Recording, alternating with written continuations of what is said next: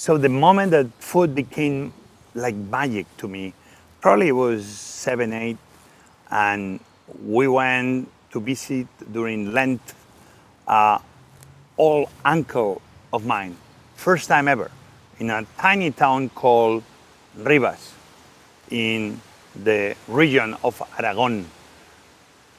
And when we arrived there, it was kind of cold, slightly rainy. The house was dark with very big walls, old house, probably from 18th, 19th century.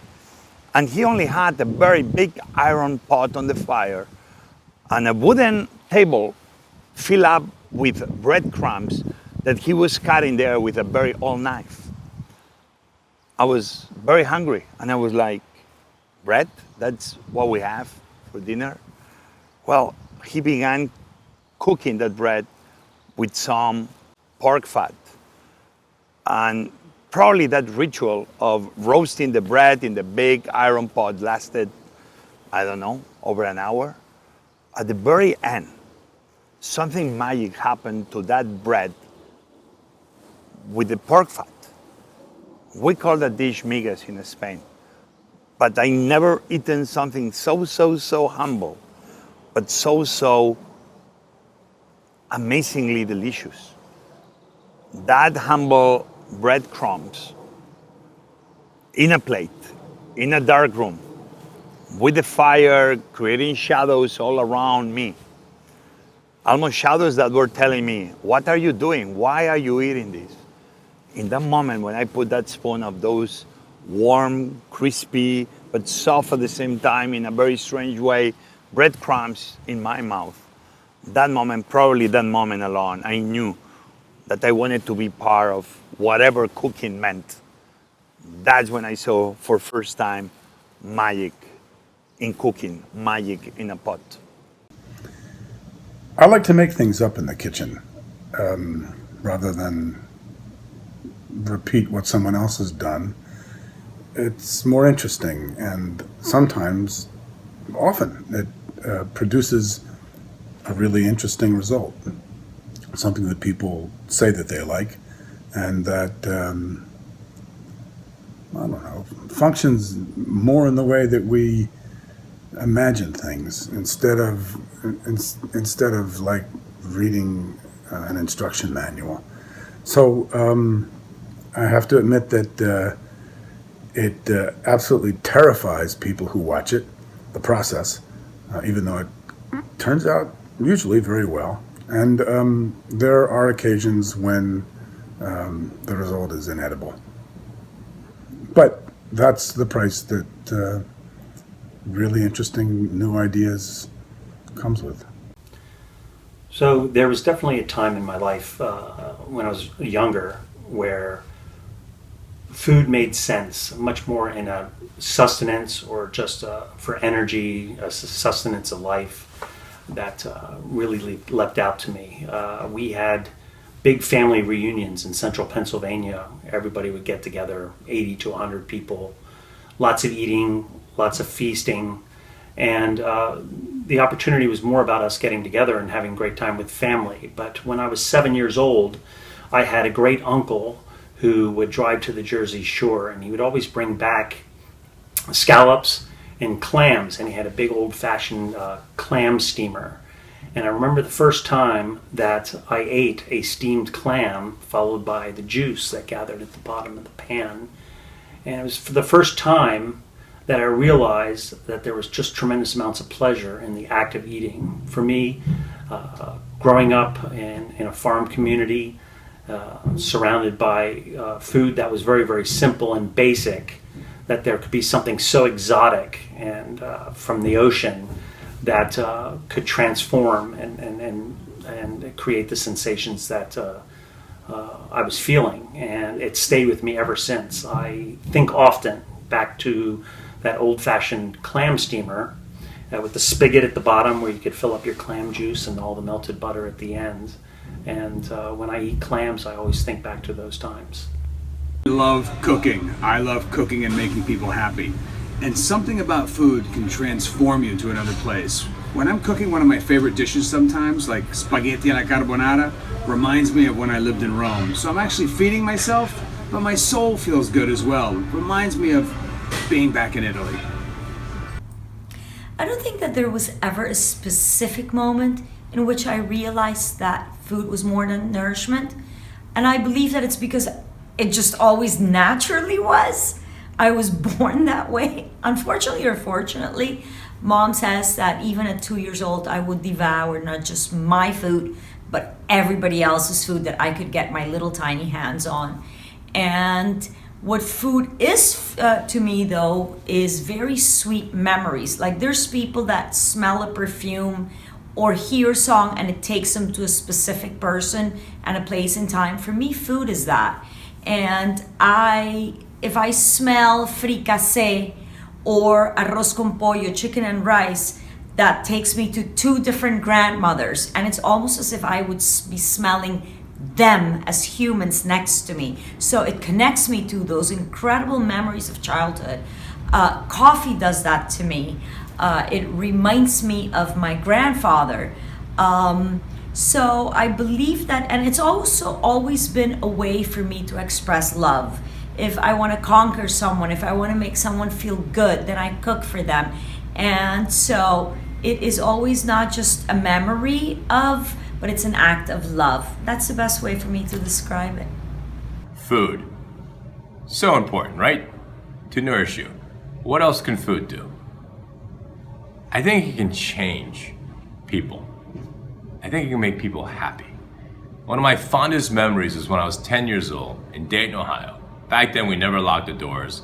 Ding dong. My uncle's driving through, and everyone was an uncle auntie. My parents were not home. They were driving through Dayton, Ohio. In the Chinese culture, you actually say "churlama," which is "have you eaten," not "how are you." And they're like, "Oh, we're starved." I'm like, "Okay, please sit down. Let me make you some fried rice." I'm 10. And that's all fine and dandy because I've seen fried rice made 1,000 times by grandparents and parents, but I'd never made it myself. So kind of ballsy, honestly, but I knew how to use a knife. I sharpened cleavers with my grandfather, yeah. So I got the ginger and the garlic chopped. I got the scallions chopped. I did the scrambled eggs well, nice and puffy. Then I made the fried rice. Honestly, it's about a 5 or 6 out of 10 in quality. I kind of chickened down on the oil, a little too much so it wouldn't stick, a little too heavy-handed on the soy sauce. But you know what? It didn't matter. They took a bite. They were amazed, I think, that a 10-year-old can make fried rice. But more importantly, they smiled. It made them happy. I'm like, oh my God, food can make you happy? This could be a cool career. I was 10, I have not stopped cooking since then. And a huge salute to Ferran Adria, truly one of the masters that we have in this world. He made for my wife and I a 37-course, 5.5-hour meal his last year in La Rosas at El Bulli. I don't think anyone is ever going to be able to touch that. Truly a master at that. I started cooking when I was a little kid. I was a 5-year-old with my grandmother, and I remember she made this sweet, delicious fudge. She was from Yorkshire, the north of England. And they do this thing, I mean, for a kid, it's like crack. It's just so sweet and so delicious and creamy and fantastic. And I can remember eating it and wanting to learn how it was made so I could make it whenever I wanted. And I did that with her, and I said, that's it. You know, my whole life's going to revolve around food. And it's what made me become a chef. I started working in a hotel in Melbourne, and when I got my hands on a book called White Heat from Marco Pierre White, I read about this intensity. I read about this guy who just worked and worked and worked, and I thought, what can it be that transports someone from a normal life to one that only cares about food? What's so interesting? So I decided at the age of 20 that I was moving to Europe to go and find out, and I went on this journey. I now have lived in a bunch of different countries. I've worked for chefs all over the world. I spent 8 years with Marco. Food has the power to change your life, and it's certainly changed mine. And it's just the most unbelievable thing. For me, it really started with the written word. You know, I'm sitting in front of a bunch of books. I love to read and I love to learn about the passion other chefs have for food, and then take some of that passion and think about ingredients in a different way. Food is the most beautiful thing that God's ever given me. And if you go on the journey, I'm sure it's going to be the same for you. This is the moment that food became something more than just substance and something transcendent to me. was in this small village in Tuscany in Market, and I was hungry, and all I wanted was this one very beautiful looking apple. And I turned into the ugly American. I picked the apple up that I wanted, and I said, I want this one. And you don't do that. You let the person selling it say, pick it out for you. But I did it anyway. And so the terse exchange of me being poorly behaved happened, and I took my apple and I started wandering around in the square, and I bit into this apple, and at that very moment, like every bit of what that apple was came flooding into my senses. It was the soil. It was the weeds around the tree. It was the generations of families who have grown apples in that same place for probably a couple of centuries, and all of this. I felt like I'd just been punched and almost fell down from this, but that very experience of the consciousness of what it took to create that apple was a moment that just will stay with me forever. When something so humble became something so much greater than the sum of its parts, and from that moment on, the idea of just simplicity and the appreciation of what it takes to produce something that we take for granted in a lot of ways has always been at the forefront of my mind. It really changed the way that I approach food and my cooking style forever.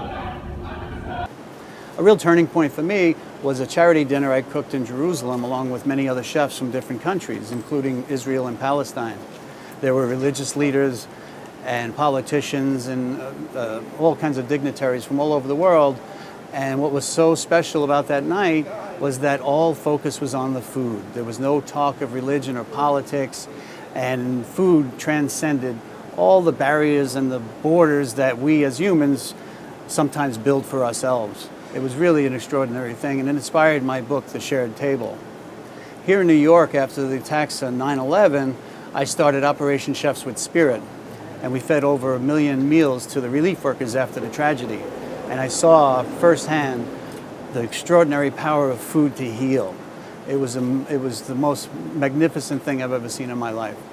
And it was the food that was not only the nourishment for the body, but more importantly, it was nourishment for the soul. I'd like to thank the Dali Museum for allowing me to express my thoughts on food, and for the honor bestowed upon one of the most passionate and brilliant chefs in the world, Ferran Adria. When I was about 6 years old, and it was past my bedtime, and my mother was having a beautiful dinner for her family and friends, and I remember hiding behind the stairs and seeing everything that happened around the table. It was a beautiful table with different foods from my country, Venezuela, and everything that happened there, how they exchanged ideas, laughed. I knew that a lot of things that are good, and the connection that you can have with another human being, it can have another different meaning when you do it around the table. All right, so one of my first big culinary inspirational moments is when, about 30 years ago, the chef Norman Van Aken from Miami came into my restaurant, and he was doing a local media thing. And so I come from a background of traditional classical style cooking, and he was doing all this fusion cooking with tropical fruits. He was doing this cool thing with a black pepper rum paint, and it really opened my eyes to a new kind of cooking that I was never exposed to. And I found that so important to me because it really sparked a culinary interest for me that I didn't know I had. And from then on, I kept exploring very exciting global style cooking, and to this day now, I still practice that in my kitchen, and I try to inspire